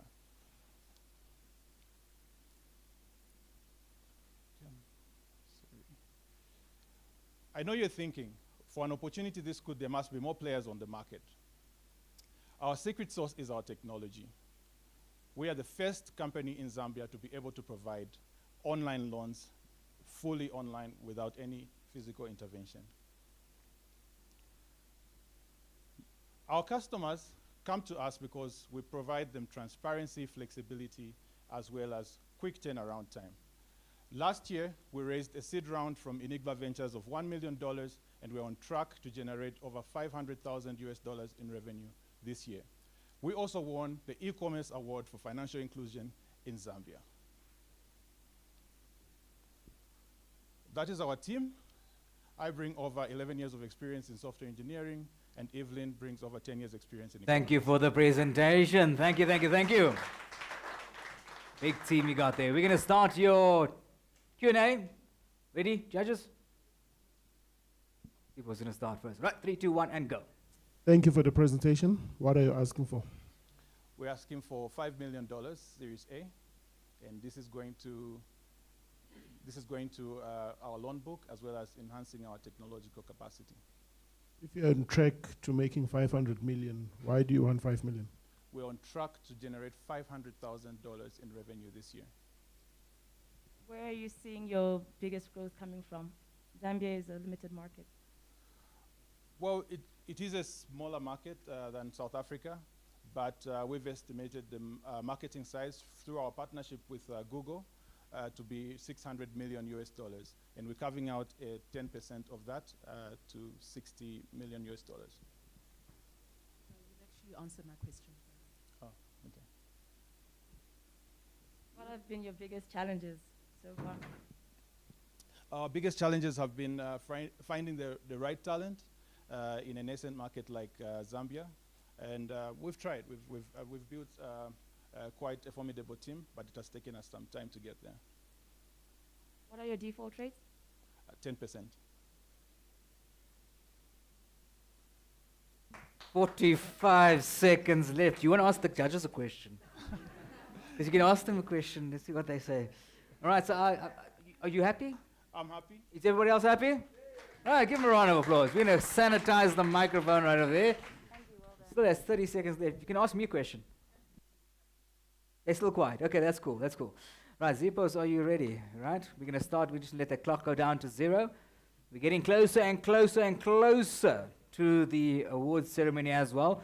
We've still got some pictures from investors, which we're going to bring up shortly too. That should be very interesting to hear too. Zipos has got his notes. You got slides. Are you going to be controlling the presentation of the up the? All right, you ready, sir? Just going to get the slide up. Click again. Right, 3, 2, 1, and go. So Zipos is going to create the largest retail network in Africa. Before I tell you how, let me tell you a short story of why we got on this journey in the first place. So when I was 10, I worked in my mother's retail shops, and I heard her complain of the same things all the time. Stock taking being time and energy consuming, profit and loss being difficult to calculate, and shopkeepers stealing all the time. So I later realized that all these problems stem from one major problem that almost 90% of small retailers face: poor record keeping. This problem on its own creates multiple new problems, such as poor internal reporting, which hinders their planning and ability to grow. And then this also creates challenges for them to access credit whenever they're in the time of financial need. And then manufacturers are bearish to invest in informal markets, and the government struggles to influence informal market behavior. So the Zipos solution is a point-of-sale app that is going to help informal retailers know whether they're making a profit or not, track their sales, and know what their stock levels are. Informal retailers at this point are now going to, on one hand, have information to make business decisions quickly, but on the other hand, have manufacturers and financial service providers who have analytics into how their products are performing in the informal market. We are also going to launch a consumer loyalty app, which is meant to drive the demand for the Zipos retailer app using a consumer loyalty program. Africa's retail sector, guys, is worth $500 billion. our strategy is to immediately capture 22% of the market in Zambia's capital city and use that as a foundation to scale up to SADC and then beyond. This is going to give us credible data points for manufacturers to access analytics at a value of about $10,000 per month. Our revenue primarily comes from manufacturers paying analytics to us and credit that we offer to informal retailers. Zipos launched this service in 2019, and now we're standing at 377 retailers on the platform. And we used our initial seed investment to do R&D, and now our proposal is to launch our product at scale. We're currently looking for an investor who's going to give us a $70,000 convertible note, which is meant to feed into our Series A raise of $1.3 million. Our team consists of experts in finance, technology, and sales, and FMCG logistics. When I started, I told you we're going to launch or create the largest retail network in Africa. When I look at the image you're looking at, all I see is strength. Because when you put all these small businesses together, we can make them stronger and we can make them win. Join Zipos and let's help small businesses win. Thank you. Here we go. Nice one, nice one, nice one. Pacing the floor like a machine. Right, 2 minutes for Q&A. Judges, we'll start in the middle. What's your current traction? You mentioned the number of retail little stores you've got. Are they paying? What's happening right now in the business? So we have 377. A third of them are paying, and they pay, if they want the full service, they pay about $8 a month. Then the rest are on a free tier. Although our aim is not to earn revenue from retailers, our primary aim is to earn revenue from manufacturers paying for analytics and credit from financial service providers. Is that happening right now? No, what is happening is subscription currently from retailers, and then we're about to launch the new service. All right, sorry, there's a value proposition you mentioned, the loyalty app, but you very superficially touched on that. Can you tell us a bit more? Which country are you from?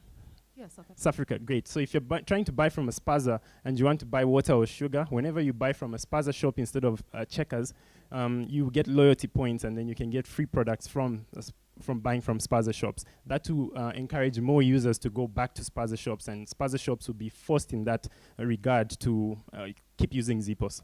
That's how we want to tie them together. Please speak to us about your competition in the market. So we've got various competitors, Soko Watch in Kenya, Yoko here. What separates us from them is the primary market we've started with is a cash-based society, unlike South Africa here, where most people pay using cards. So we've designed a product that speaks to the cash-based society that we're currently in, although at the same time we're already changing that up to suit mobile money and so on and so forth. That's just one of the things. Data protection when it comes to giving info? Yes, we've taken that into consideration as well and want to follow international standards. Thank you for your time. Thank you for responding to as many things as you could. I do believe we are changing up the judges. Are we still changing the judges? Katie, we good for that? We're going to change the judges. We thank the judges that have done what they've done. Now you come up with those questions. The pressure of standing and sitting there and going, oh gosh, I've got 2 minutes to do it. So we're going to get into the judging form. This is for the awards ceremony, naturally, that we're going to be changing the judges. But they are so why are the judges not changing? Oh. Oh, wow. Okay. All right. Okay. Okay. So I was looking for Hein, Grace, and Evelyn. Yeah. Okay. So if you want to just relax and just rub your hands a bit quickly, just rub your hands, get that energy flowing in your hands quickly. Okay. Exactly, the sanitizing. Right, so we're going to go straight into our the judges, yeah? We're going to be going into our investor pitching in just a moment. You see Katie's doing all the sanitizing that needs to be done to make sure that we are keeping healthy and following the necessary protocols. I can tell you now that Clive Batko is ready to go. He's ready to go. Like literally, he's ready to go. Even out the door, he's ready to go out the door. So when you're ready, you can tell me to go ahead. But everybody, if you're feeling a bit tense, you can more just shake it out or just relax. And hello to everybody on TikTok there. Right? We can't stop without the. We are the founders. Grace, Hein, Evelyn. They were waiting to make sure everything's really, really sanitized. Right, sanitizing the hands and the microphone. Let's make sure all good, all good, all good. Right, have you got? Where's the pointer for Clive over here? No, doesn't have. Okay, cool. Phew, no pressure. Oh, that's how you look. Okay, good afternoon, everyone. Have you got my slides ready? You can go for it. My slides. You can go for it. Have you got my slides? My slides. I left him I'm other just joking. some other VC's suit. got a sense of humor, so I'm just trying to make a point there. I just want to make one comment. So it's Clive Butko from Kalon Venture Partners. Owen's there from Carscan. We did early stage investment there. But one comment, and then why you should look at Kalon as a potential venture capitalist. We do a due diligence on you, and Christoph was speaking about that earlier. Do a due diligence on whoever provides you money. Probably one of the biggest reasons why businesses fail is they select the wrong investors. They bring the business down, they become toxic, and there's no more business. That's the reason I'm giving you that advice. Let's see what you should be looking for from an investor. So an investor needs to, much more important than an investor being an accountant or an actuary, or no disrespect to those guys, you need an investor who's an operator. Someone that's built many, many businesses. If you're a tech business, they build tech businesses. If you're this type of business, that's what they've done. So what you need to look for opposed to an investor is a skilled business operator. What we provide at Kalon, besides myself, who's been building businesses for 30 years, we provide a board of people and an executive team who knows how to build businesses. We've got the playbooks. Whatever business you're building, software as a service, you talked about Yoko, or compared to Yoko, all these businesses I've seen today, we've built those types of businesses. We've got we can actually see behind corners. We've got the playbooks to build them. So what do you need from a venture capitalist? You need 4 types of things. 4 types of capital. Number 1, mentorship capital. Every one of you, it doesn't matter how experienced you are, you need mentorship. So you need an investor that can provide you that mentorship every single day. If they phone you every single day, whatever time of day or night, that you can provide guidance or whatever it might be. That's mentorship capital. That's how to build your business, what you should be looking after, how you hire people, whatever it might be. The second type of capital is network, social capital. So the first one was access to mentorship capital. Second one is access to social capital. Social capital is the networks. They need to bring networks. They can open up doors for you in South Africa. They can open up doors in Africa. They can open up doors for you all over the world. The third one we're talking about is relationship capital. They need to be able to open, for one, bring human capital to you, plus open up not only capital doors, but doors to access to client. And the fourth one is human capital. You know, one of the most important things, great people build great businesses. And what we need to do in our businesses is find the best human capital and the best talent from whatever it is required in the world to our companies. And you need your investors to have access to bring you the best human capital, to help you with those interviews, et cetera, et cetera. So I think in summary what I'm saying, if you are looking for pre-Series A or Series A, so you're looking for a later stage, you've got product market fit, you're doing 10, 20, 30% month-on-month growth, you're doing about $500,000 in revenue at a minimum per month, then come and speak to Kalon Venture Partners. That's the investor we are. We get very, very involved. We don't say smart capital, we do smart capital. We are the entrepreneurs behind the entrepreneurs. We're not the accountants behind the entrepreneurs. We're not the actuaries behind the entrepreneurs. We're not the private equity players. We are entrepreneurs, helping entrepreneurs become heroes. Thank you. Thank you. Exactly on time as well. Exactly on time. Right. This is like pressure, you know, being on the other side. I saw the way you were looking at him like hawk eyes. Jeez, like, I tell you, I'm going to this grill is pressure. this guy. Tables. I used to sit on that side of the table, so I know what it's like. Right, your 2-minute Q&A starts now. You know, it sounds really great, and it's really great as a pitch, but obviously you started somewhere. So tell us about your journey of failure that led you to this point where you now provide all all of these benefits to entrepreneurs? That's a great question. You know, I started my career out in Silicon Valley, building tech business in Silicon Valley. I've built them in India, I've built them in New York, Boston, Israel. I've built them all over the world. But the best lessons I've learned are the failures, because failure is actually the best teacher. Now, South Africa is not a good place to fail because failure is seen as failure, not seen as experience. What they call failure in Silicon Valley, they say, how many experiences have you had? They actually call failure experiences. So I've probably been involved in building about 100 tech businesses, probably failed at about 5. And the best lessons I've learned there is what I said earlier, is get the right venture investor on board. Because my interest when I failed for the one business and the investor's interests were disaligned. They wanted to get out of the business, I needed more cash, they wouldn't put more cash in, we ran out of business, I had to close the business down. Best lesson I've ever learned. So I could go on for another half an hour, but because I'm a venture capitalist, but. Great pitch, Clive. I hope I get on your radar. But quick questions, and these are 2. So what is your go-to market strategy to get quality entrepreneurs? And then how long, or rather, what is the percentage of them getting to a term sheet level? Yeah, I think, look, I'll be honest with you, the term sheet one is we've got 8 companies in our portfolio. We've seen about 1,600. So it's 1 in 200 are probably getting to, not to term sheet. I think we get more to term sheet, but when we do the detailed due diligence, we find skeletons in the cupboard and we don't actually take it forward. So that's the bottom line. How we get out there, we just if you follow me on LinkedIn, I'm posting 2-3 LinkedIn things every single day, building a brand. We're showing we know how to build businesses. We talk about software as a service, how you hire sales guys. I did sales training here on Tuesday. That's how we build our brand, and we show that we are the entrepreneurs. Thank you, Clive. Thank you for your time. Really awesome. And he's not joking about those LinkedIn posts, I can tell you that much. All right. Next up, we're looking for Lelemba Piri. Are you ready?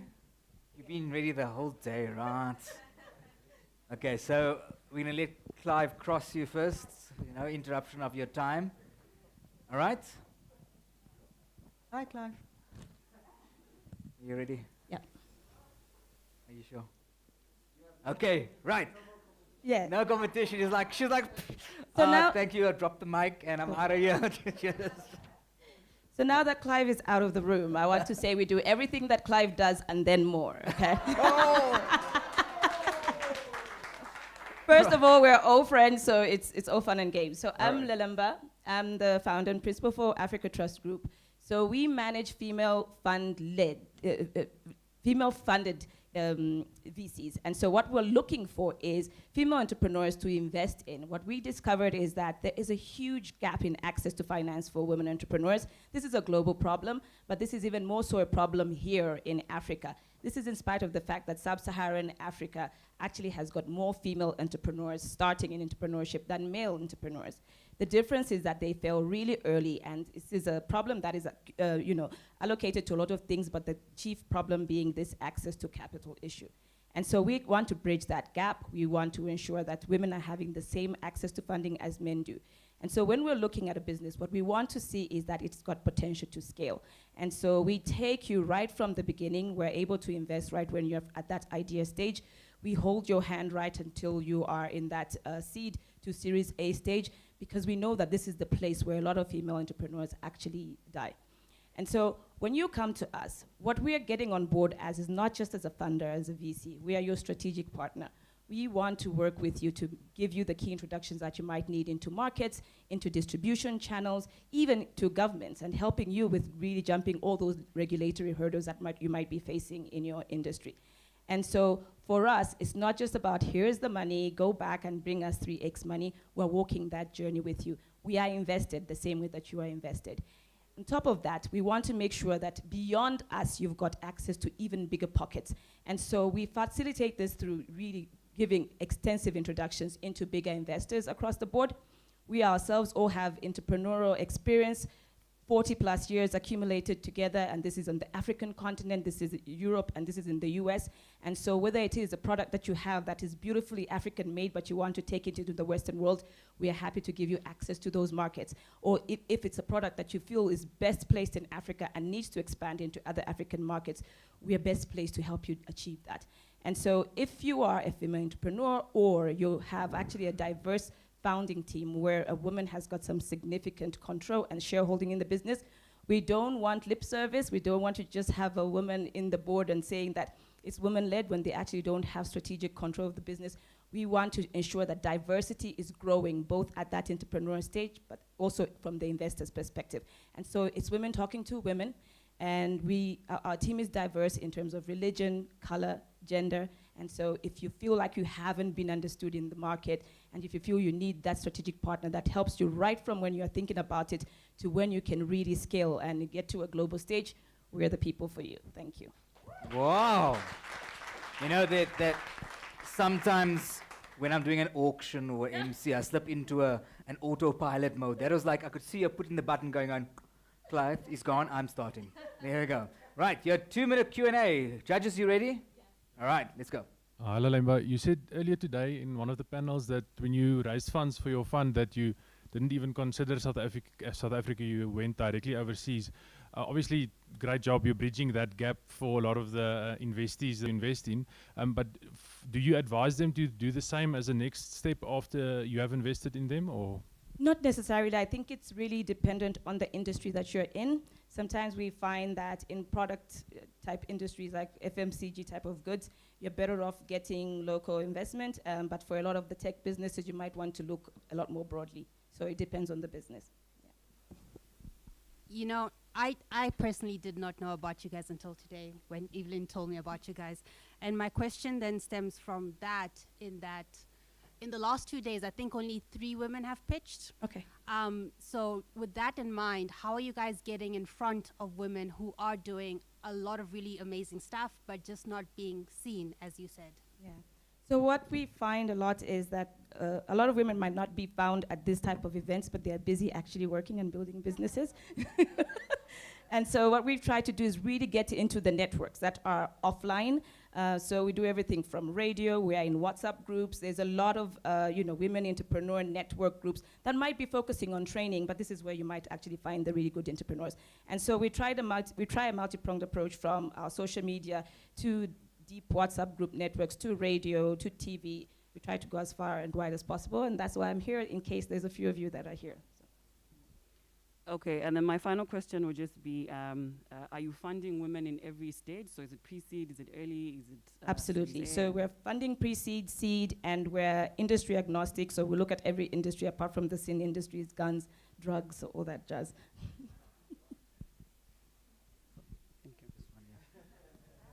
Time's up. Almost, but you still got time. Right, let's hand this over here. Sanitize. I think I should sanitize Haiti. All right, okay. So I'd like to first just ask us all to give everybody a massive, massive round of applause for all the pictures we have seen. Really, really, really awesome. So we are going to move on to the awards side of things. We're going to keep this nice and smooth and quick. We're going to ask the people who are going to be congratulating them to please come forward. So please stand right here. If you are one of the award winners, just before we start, I want to say that I think everybody is a winner just for being here. Everybody is a winner for having these ideas over the past two days.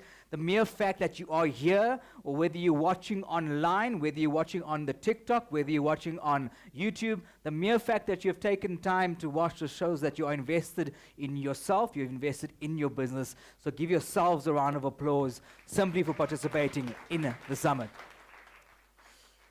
And I think I just need to have a quick 2-second word with Katie, and then we will proceed with the, well, if she's pulled a Clive on me. She definitely pulled a Clive on me. Okay. Katie, again, please just come here quickly. I want to cover my microphone and whisper something in your ear. We've got to confirm, make it right. Make sure it's 100% correct, you know?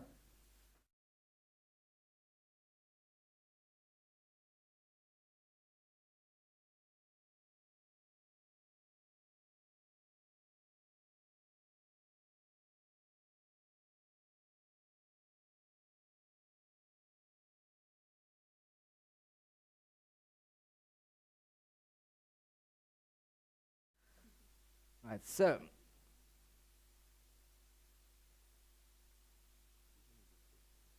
that's correct. Yes. Yes.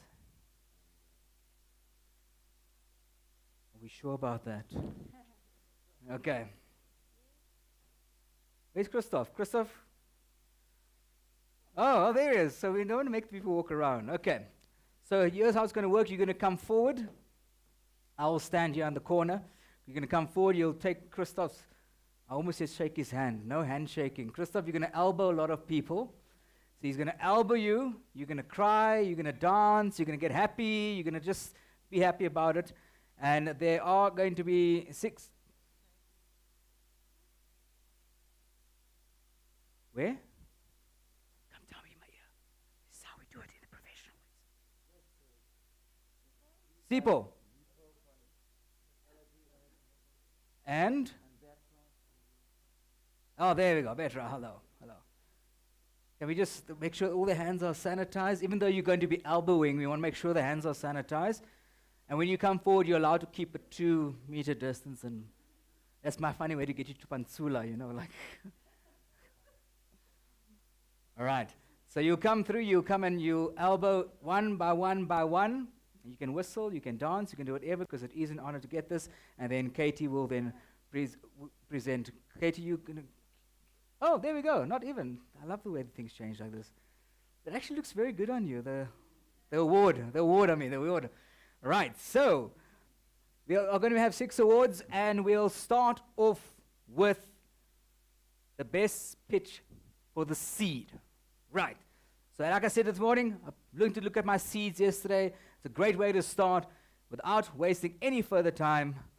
1, 2, 3, tutors. Give them a round of applause, please. Yay! Fantastic. And while they are being congratulated, they're having photo ops over here, lots and lots of photo opportunities. So well done. Stand there, smile. This is going all over social media, guys. No messing around. There we go. The color on his t-shirt matches the inside of the color of that. How's that? The color of the company. Branding from the beginning. Right, the next one is for Best Series A. And that is Lupia. There we go. Now you couldn't see what he did when he got up, but when he got up, he jumped up with his hand in the sky, naturally, elbowing. He wants to be in the middle. So well done again, give them a round of applause. And then we move on to the best late stage. And I have been informed that the winners of this are not here. So we are going to have Leo come and collect it. It's for EM Guidance. Give them a round of applause in the back. Leo, well done. Well done, Leo. Look at Leo. That's where, you know, when you say guilty by association, this is like not guilty, but happy to be associated. That means you can't run away home with it, because we got pictures. Right, the emerging entrepreneur of the year. I have been informed that they're not here, but there is a team member somewhere around here. Smode. Yeah. I was always told it's good to cheer for yourself as well, and that's exactly what happened there. So there we go. Congratulations. Well done. Big smile on the face. Look at me. Better late than never.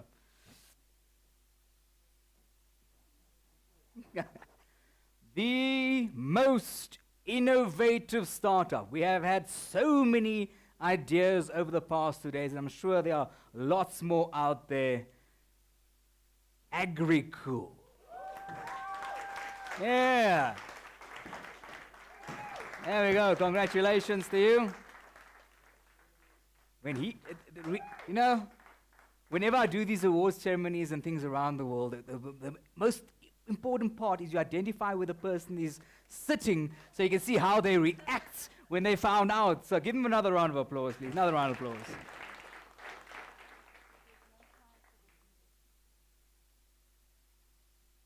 Right, so there are no more trophies, because you know, at the end of the day, there are no more trophies, but there is one more prize. With the final pitch that we had was from the investors. Investors are very important, and let's go fetch him.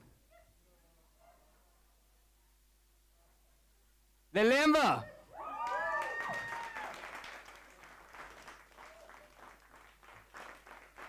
Let's keep that applause going since there's no trophy here. There we go, should pose. Congratulations to you. Well done, well done, well done. Thank you very much for coming forward. Have you got all the pictures you need? Take one more. There we go. Smile, guys, so we can see your teeth.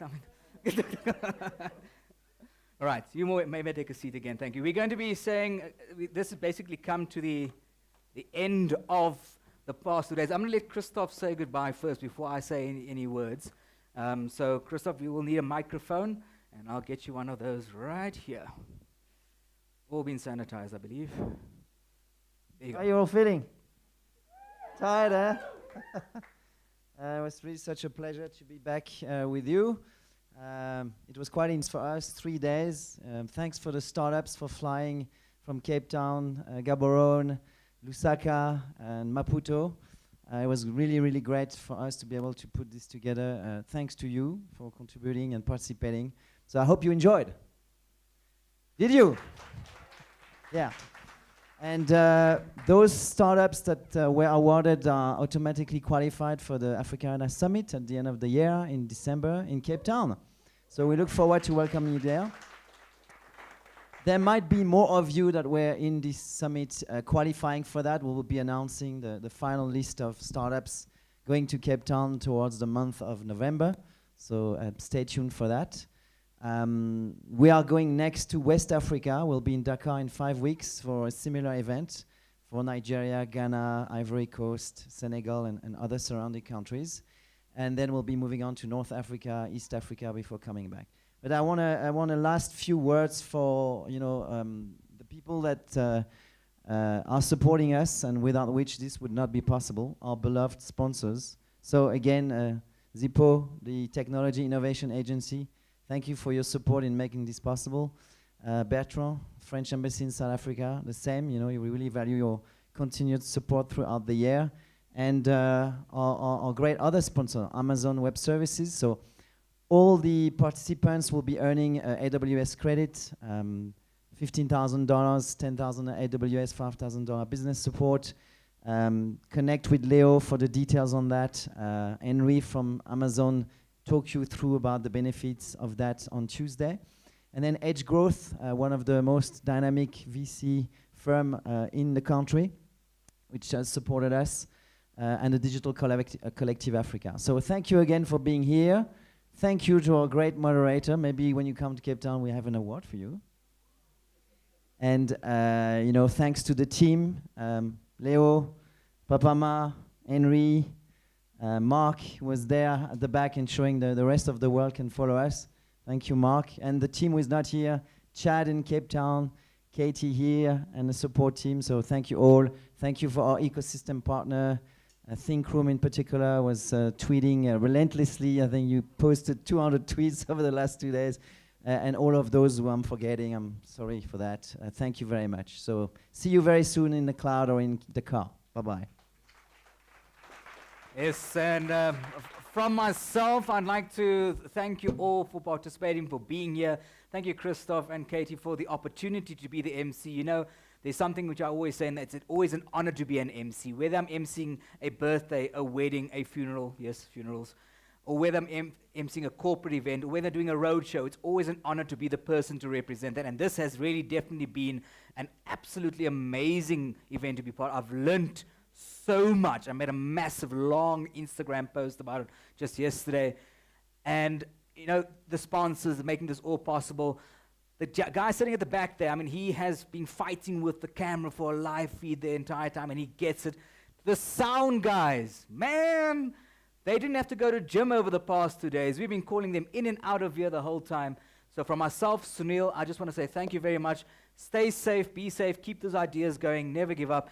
And AfricArena, you guys are doing some great, great work. Thank you very much, everybody.